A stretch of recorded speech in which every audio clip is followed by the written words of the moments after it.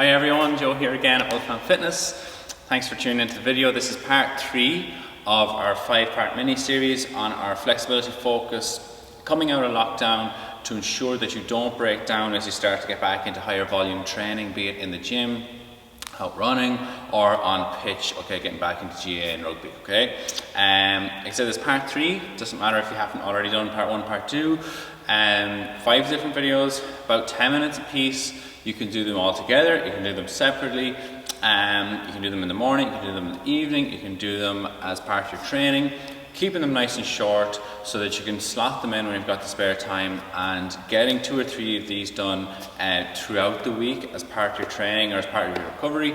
You're going to feel benefits, and it's going to help you, it's going to reduce your risk of breaking down now, getting back into harder training.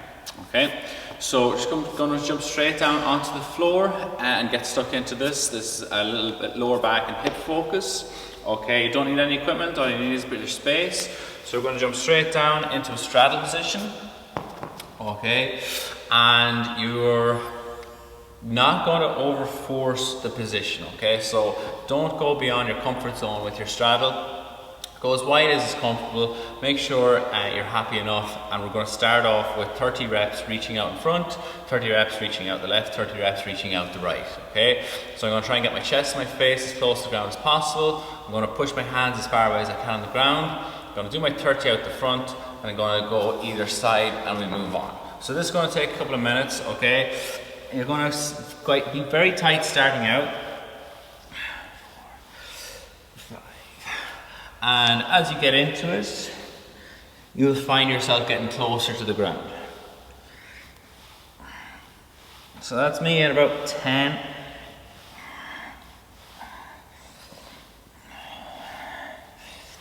Like I said, we're going for 30, that's 15.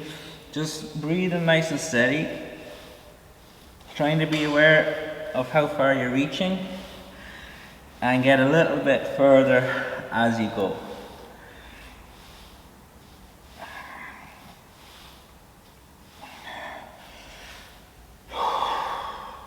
All the while keeping that straddle, not allowing your feet come in. And that's just about my 30 done. Just going to take a second or two and now get stuck down on my left. So hands either side of the leg, and it's more so the inside hand that's important. So a bit more of an extra focus on the inside hand to your foot as you reach down one side.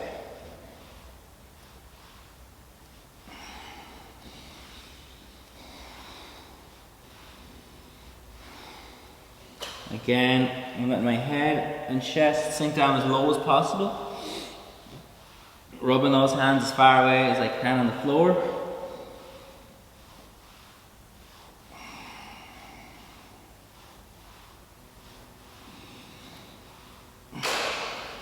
Got about another 7 or 8 to go here.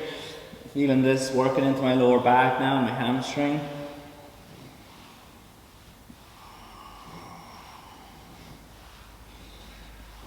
And that's roughly my 30 done there. Again, you're going to be quite tight that first rep. You feel you're barely moving. As you settle into it after 10 or 15, you can really find yourself getting lower down.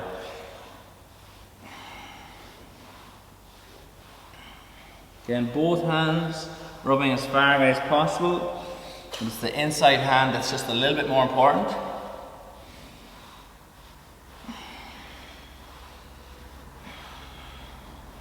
Again, forehead down towards the knee, hands as far away on the floor as you can. And the back of your legs, your hamstrings getting hit nicely, as well as your lower back.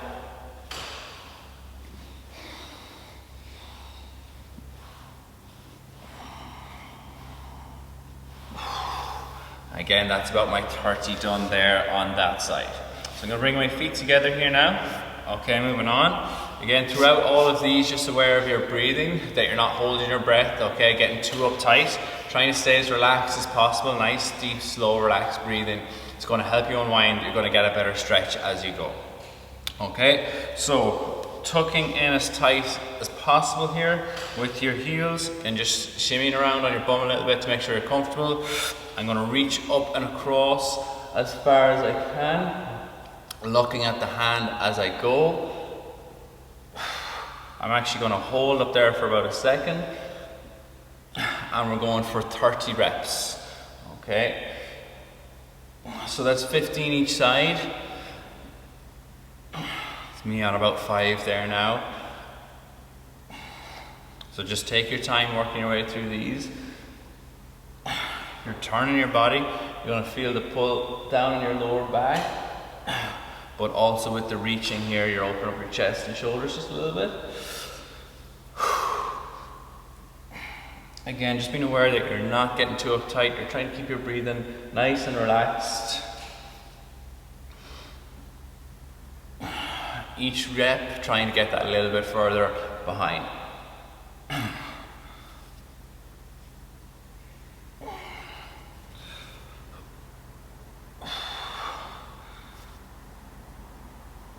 I'm also using my elbow just to anchor down on my leg. It allows me to push off and get a slightly better reach. So this hand is pulling tight, this elbow is pushing down. And now gradually starting to feel myself get further with that reach. Always looking at the hand. And your arm should be straight as you go overhead here.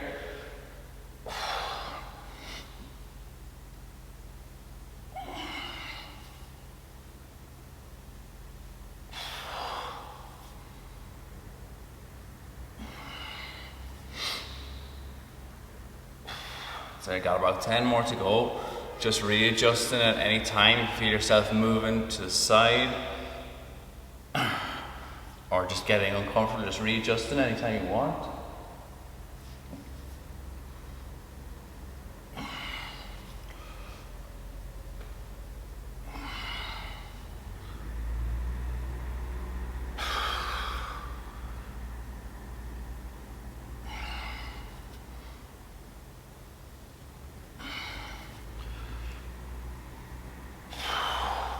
Alright, that's about my 30 done there.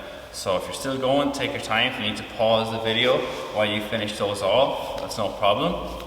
We're staying where we are, continuing down into the hips now with our 1990s. So we've got 3 variations of these that we're going to do. We're going to go for 30 reps, okay, in total, dropping our knees to the floor, trying to stay as square as possible. For the first 10 reps, you're going to hold up your right hand and you're going to keep that hand as square as possible, just shimmying around behind with the hand behind for balance, okay, while you get those knees to ground or as close to ground as possible. So we're going to go 10 with the right hand up, then we're going to go 10 with the left hand up. We're going to try and finish with both hands up for the last 10. Okay, it's just going to increase the difficulty a little bit. You will get slightly better stretch as a result because keeping your hands up makes you keep your chest and shoulders nice and square. So let's get into this now. Okay, with our right hand up to start. So we're going for 10 here. I'm all the time just shimmying my bum around on the floor, supporting myself with my hand that's behind. Trying your best to get both knees all the way to the ground. Yeah, that's about 5 for me, and 6. And that right hand stays right up in front, nice and square.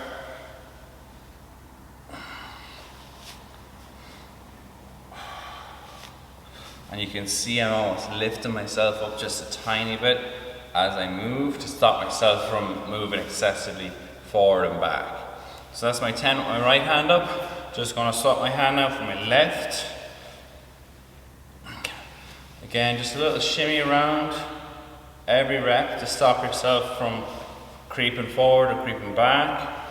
The hand stays square, facing forward all the time as you get both knees to floor or as close as possible. Some people might not be able to touch the ground. Okay, due to tightness, that's fine, and gradually work into that.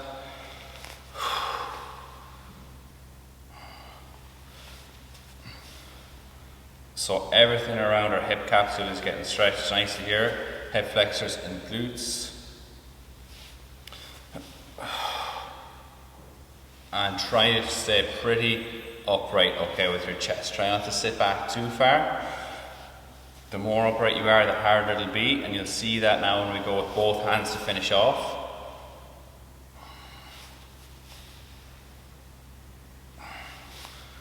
That's roughly my 10 with my left hand done now. So finishing off with both hands, facing forward, again for 10. This one's just going to be a little bit harder. You're going to feel a slightly better stretch as those knees go to the floor. Again, all up towards the back of the hip.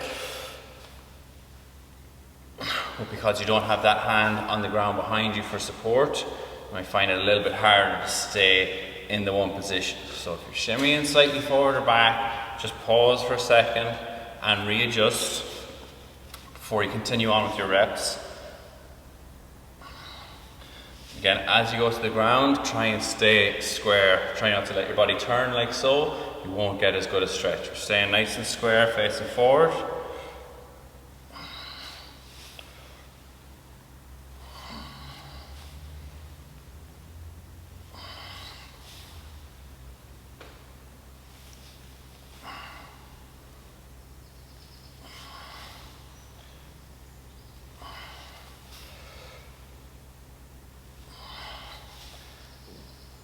And that is just about me done there with those. Okay, so just one last one here to finish off. Quick little sacroiliac reset that I like to do.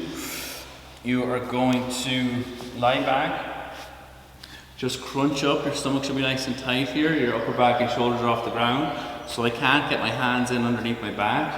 What I'm going to do here, okay, to activate the hip flexors, I'm going to be pushing away with one hand, and I'm going to be pulling back behind the knee with the other, but I'm resisting the tension with my legs.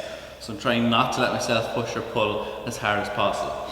I'm going to do 10 reps alternating, just holding the pressure for a second, and then we're going to finish off with a couple of glute bridges. Okay, we might get a couple of cracks out of our very low bottom of our back. Okay, so one hand on top, one hand behind. I'm going to push and pull, and I'm going to resist. Just hold it for a second.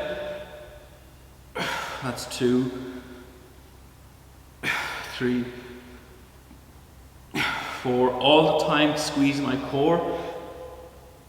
5, 6, 7,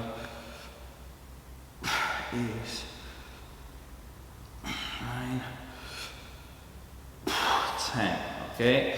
So we're going to finish off then with just 5 glute bridges as hard as you can. When you're in the top, you're going to pause, drive those heels into the ground, clench your glutes as tight as you can, and make sure your core is nice and tight as well. Okay, so just head and shoulders on the floor, high as you can, and squeeze and hold and relax. Just doing 5 reps. You might get a couple of cracks out of your very lower back, that's a good thing.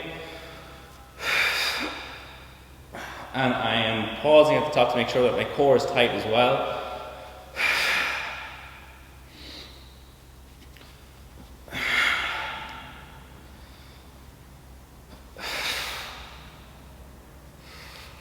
And relax, and that is the end of that session. Okay, so you may or may not have got a couple of cracks out the very bottom of your back, down around your sacroiliac joint there with that little drill.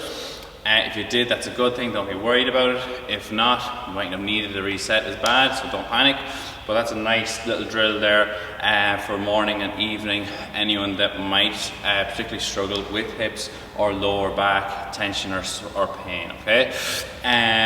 It's part 3 done, a little bit over the 10 minutes. Thanks very much. Keep an eye out for 4 and 5. They'll be up shortly as well. Okay, thanks a million and enjoy your training.